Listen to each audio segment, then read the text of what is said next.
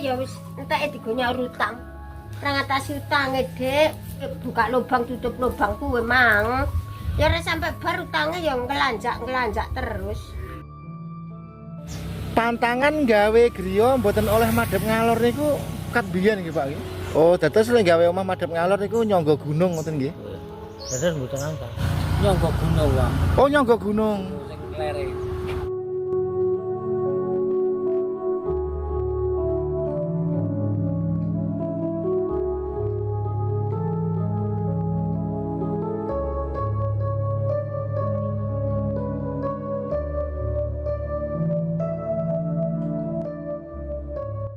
Desa atau perkampungan ini letaknya terpencil dikelilingi hutan di wilayah Kabupaten Tuban dan tidak terlalu jauh dari perkotaan.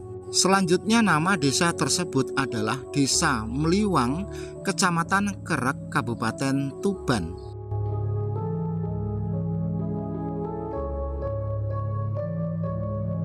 Pada saat kita masuk atau melintas di desa ini, semuanya normal-normal saja seperti desa-desa yang lain. Maksudnya tidak ada hal-hal yang menyolok tentang dunia mistis atau mitos. Kondisi, suasana, nuansa desa tersebut beserta para penghuninya pun juga sudah menggambarkan sebuah tempat yang bisa mengikuti perkembangan zaman atau sudah modern. Tetapi pada saat kita lewat atau melintas di desa ini, kalau kita amati, kita cermati, ketemu juga sesuatu yang unik yang tidak ada di desa-desa lainnya. Sekarang marilah kita mulai mencermati dan mengamati. Kamera ini mengarah ke barat, artinya dari timur. Sedangkan jalan utama yang kita lewati ini membujur dari timur ke arah barat. Rumah-rumah yang ada di kiri jalan tidak ada satupun yang menghadap ke jalan yang sedang kita lewati ini.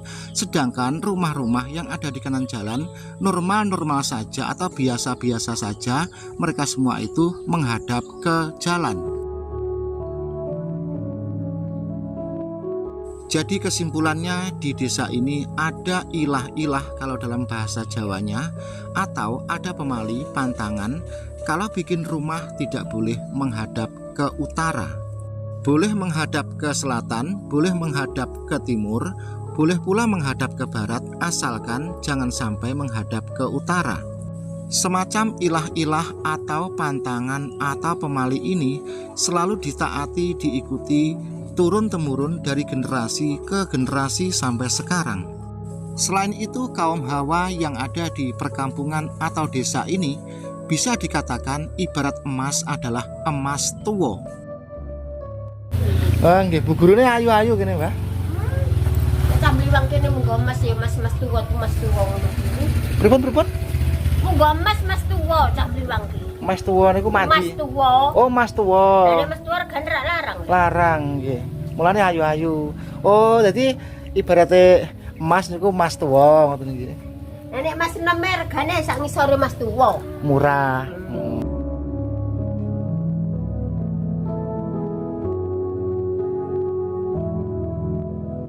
Mungkin dalam hati Anda bertanya, kenapakah di desa ini kalau bikin rumah tidak boleh menghadap ke utara? Selanjutnya bagi Anda yang ingin tahu, simak terus konten video ini sampai usai. Lalu setelah itu silahkan Anda berkomentar. Bagaimanakah menurut pandangan Anda? Desa atau perkampungan ini berada di sebelah selatannya sebuah bukit.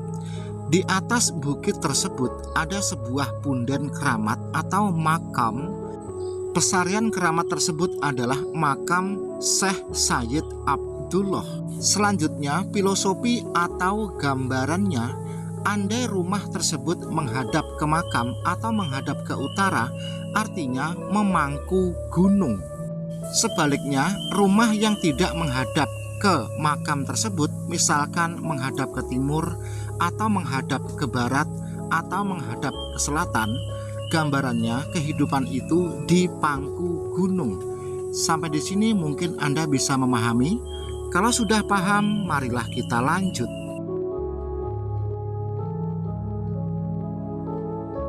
Selanjutnya dari kalangan mereka, konon andai kata ada yang mengabaikan atau memaksakan bikin rumah menghadap ke utara, selalu ada saja semacam kendala atau rintangan atau hambatan yang dialami dalam keseharian. Misalkan bisa jadi orang tersebut rezekinya seret, susah mencari jodoh, kalau nanam atau bertani tanamannya pun tidak begitu maksimal dan lain sebagainya. Mungkin Anda sekalian juga masih mempertanyakan apakah itu ada buktinya dan pernah terjadi? Ya semestinya, karena ditaati orang satu kampung, dulu-dulunya pasti ada pengalaman.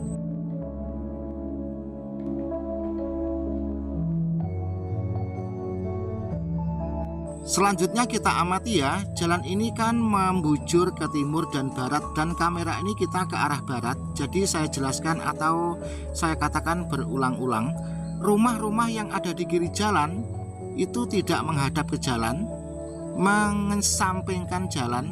Nah, perhatikan pula ini ada sebuah musola kecil sebagai petunjuk arah. Musola ini kan menghadap ke timur. Anda perhatikan lagi, kita akan jalan sebentar. Perhatikan rumah yang ada di kiri jalan. Nah, ini tidak menghadap ke jalan tetapi menyampingi jalan. Jadi ini nyata dan fakta. Terus di depan itu kita menjumpai lagi jalan yang membujur ke timur dan barat. Artinya di sebelah kiri jalan itu adalah utara. Nah, ini jalan ini kan naik sedikit ya. Ini jalan ini sudah membujur ke timur dan barat. Pastinya nanti rumah-rumah yang ada di kanan jalan tidak ada yang menghadap ke jalan. Tetapi rumah-rumah yang ada di kiri jalan itu menghadap ke jalan. Nah, sekarang kita perhatikan saja. Ini di kiri jalan ini dua rumah tersebut menghadap ke jalan. Terus ini yang di kanan jalan itu tidak menghadap ke jalan. Kalau menghadap ke jalan artinya menghadap ke utara. Jadi rumah di sebelah kanan jalan ini menghadap ke barat. Baiklah, kita lanjut.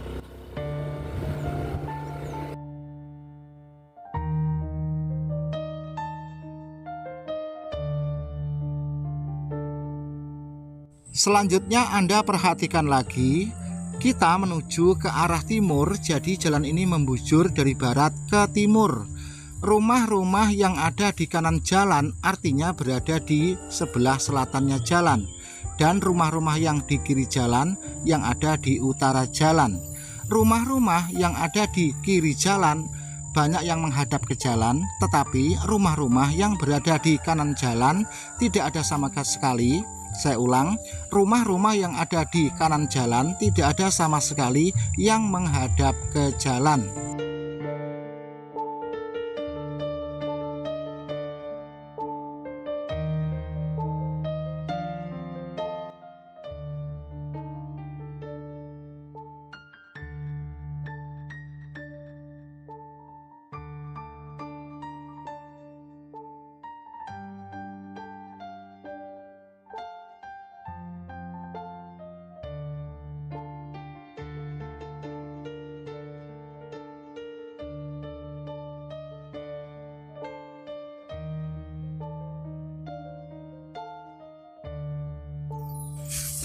Selanjutnya untuk menuju ke lokasi tersebut, dengarkan baik-baik. Tadi saya memulai dari seputaran Kecamatan Montong, Tuban. Dari seputaran Kecamatan Montong menuju ke arah Kecamatan Kerek. Setelah kita sampai di Kecamatan Kerek di seputaran pasar, kita lanjut terus ke arah utara sehingga kita menemukan pemandangan seperti ini, masih melewati hutan-hutan dan persawahan. Nanti di kiri jalan ada sebuah gapura bertuliskan Desa Meliwang, Kecamatan Kerek. Pada saat saya menuju ke desa tersebut, di jalan-jalan saya sering berhenti dan bertanya kepada warga yang tahu tentang pantangan atau pemali tersebut. Dan tentunya yang kita tanya adalah orang-orang atau kalangan yang sudah lansia. Selanjutnya mengenai kawasan Kabupaten Tuban, ada yang menyebut Bumi Wali, ada pula yang menyebut Bumi Ronggolawe. Dan mengenai kedua sebutan itu memang sama-sama benar. Di Tuban ada makam Sunan Bonang, ada makam Sunan Asmoro Kondi, ada makam Sunan Geseng, dan ada pula makam Syekh Subakir. Dan masih banyak lagi makam-makam para wali atau para sunan. Bila kita sebutkan tentunya video ini tidak muat. Nah, kita selanjutnya tanya kepada warga ya. Pak, daerah Tanglet nggih. Lek teng dusun Meliwang Tasik Tebih, Pak. Celak. Celak. Oh. Kabare teng desa Meliwang niku lek gawe griya mboten asal madhep ngalor nggih, Pak. Kalau cedak punden. Estu nggih, contohnya enten ilah-ilah pantangan gawe griya madhep ngalor nggih. Oh. Lah terus niku, Pak. Pantangan gawe griya mboten oleh madhep ngalor niku kat biyen nggih, Pak nggih. Cedane kan wonten punden. Punden. Nggih. Teng Ndur pucuk. pucuk nama gunung. Nggih. Oh, dados lek gawe omah madhep ngalor niku nyangga gunung ngoten nggih. Nggih. Dados mboten angka. Madhep nek madhep kidul saged. Oh, madhep ngulon nggih asal. Madhep ngetan nggih asal. Kalau madhep ngalor mboten asal. Mboten. Oh, nggih. Matur suwun nggih, Pak ya. Nah, ini kita bertemu dengan warga desa Meliwang, Mbak E, yang habis pulang mencari daun, dan daun itu dijual di pasar. Nggih, Bu nggih? Oh. Berangkat pagi, jam pulangnya sekitar jam 11. Jadi sekarang ini jam 11 dan Ibu atau Mbak E itu berangkatnya tadi pagi. Nah, di sini Mbak E ini mencari tumpangan. Pados nunutan nggih, Bu nggih? Oh, nggih. Oh, saestu niku nggih. Nggih. Oh, niku mpun duang Bu ngoten niku. Yen majeng ngalir niku mboten angsal, Pak. Tapi Oh, nggih. nah, paune majeng ngilen niku nggih mboten angsal. Nggih. Majeng ngilen niku paune nggih mboten angsal. Sakniki nggih enten. Nggih enten. Tapi sing madhep ngalor niku jarang nggih sakniki. Mboten lho, Pak. Mboten angsal. Enten yen Oh, mboten enten nggih. pancene yen butulan Nggih. niku angsal. Oh, dados nganti sak menika mboten enten babar pisan griya sing madhep ngalor. Nggih. Madhep ngalor ngoten niku enten pertanda napa pisan niku ngoten pisan? Angsal danyang ya, Pak. Danyang ya. Nggih. Nggih, apa liya dina kena piye Upami ngoten? Nggih, upamine. sampean niku yen tapi sampean tiang jaba upami Nggih, nggih. mboten napa-napa jenengan critani mawon Nggih. nggih. Pokoke sampean yen simah teng mriku, pami sampean nedha napa niku pesegaran gitu sukane, Pak. Tapi yen tiyang mriku mboten angsal. Pesegaran niku napa? Angge tenggene makom dhuwur. Oh,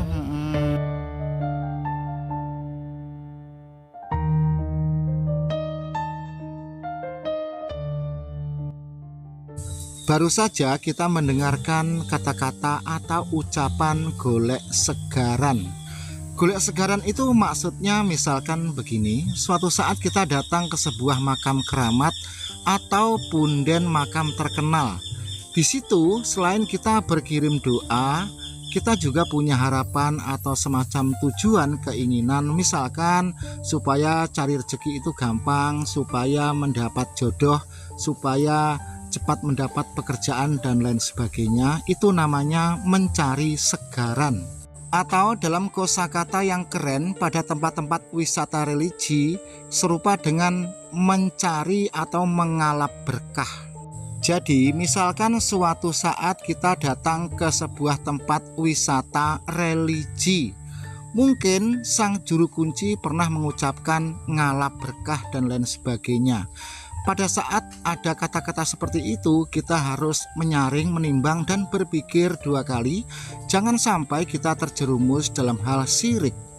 Dan kita pun harus senantiasa waspada, karena di zaman atau di era sekarang sepertinya sudah jarang atau langka para penceramah atau pendakwah menjelaskan, menegaskan, dan mendefinisikan syirik itu begini. Jadi kalau begini itu syirik, sudah jarang ada yang mengatakan seperti itu.